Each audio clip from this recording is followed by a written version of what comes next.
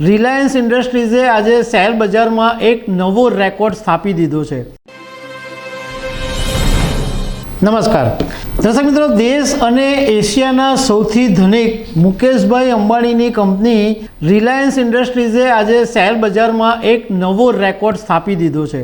કંપનીનું market cap 20 lakh crore રૂપિયા પર પહોંચી ગયું છે।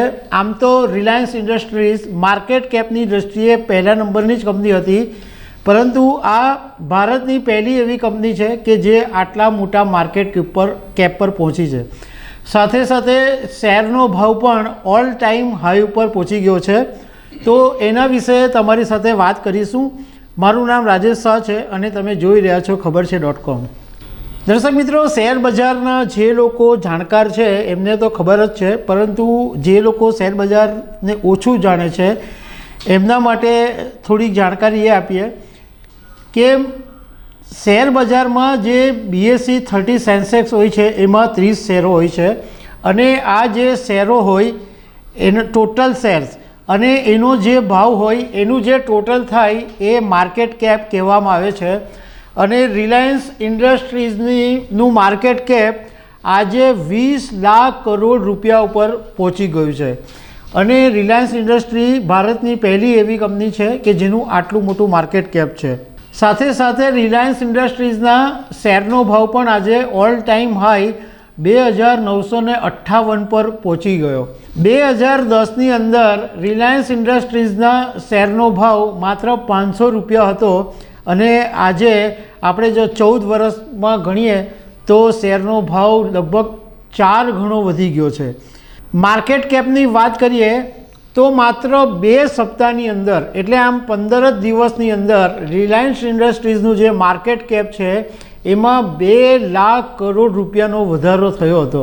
દર્શક મિત્રો, અમે જે આંકડા મેળવ્યા છે એનું થોડુંક એનાલિસિસ પણ તમારી સાથે કરીએ તો 2005ની અંદર રિલાયન્સ ઇન્ડસ્ટ્રીઝનો શેર જે શેર બજારમાં લિસ્ટેડ છે એનું માર્કેટ કેપ માત્ર 1 લાખ કરોડ રૂપિયા જેટલું હતું। 2005ની વાત કરીએ છીએ। એ પછી 2017માં 5 લાખ કરોડ પર પહોંચ્યું, એટલે 16 વર્ષ આવતા કંપનીનું માર્કેટ કેપ 4 લાખ કરોડ વધ્યું। એની સરખામણીમાં તમને પહેલાં કીધું કે માત્ર 15 જ દિવસની અંદર 2 લાખ કરોડ રૂપિયાનું માર્કેટ કેપ વધી ગયું। એ પછી 2017થી 2019 એટલે 2 વર્ષની અંદર રિલાયન્સનું માર્કેટ કેપ ડબલ થઈ ગયું। એટલે 2017માં જે 5 લાખ કરોડનું માર્કેટ કેપ હતું એ 2019ની અંદર 10 લાખ કરોડ રૂપિયા થઈ ગયો। હવે 2019થી 2021 તો એમાં પણ રિલાયન્સનું જે માર્કેટ કેપ 10 લાખ કરોડ રૂપિયા હતું 2019માં, એ 2021ની અંદર વધીને 15 લાખ કરોડ થયું। મતલબમાં 2 વર્ષની અંદર બીજા 5 લાખ કરોડ રૂપિયા વધ્યા।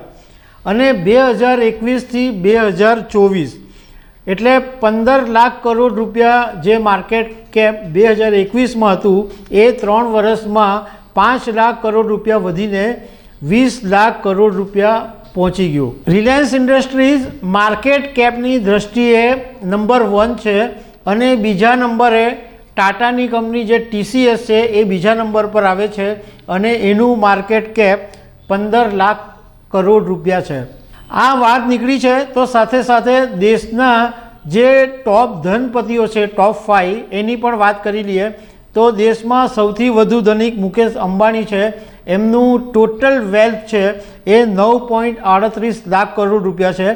બીજા નંબર ઉપર ગૌતમ અદાણી છે, એમની નેટવર્થ છે 6.64 લાખ કરોડ રૂપિયા।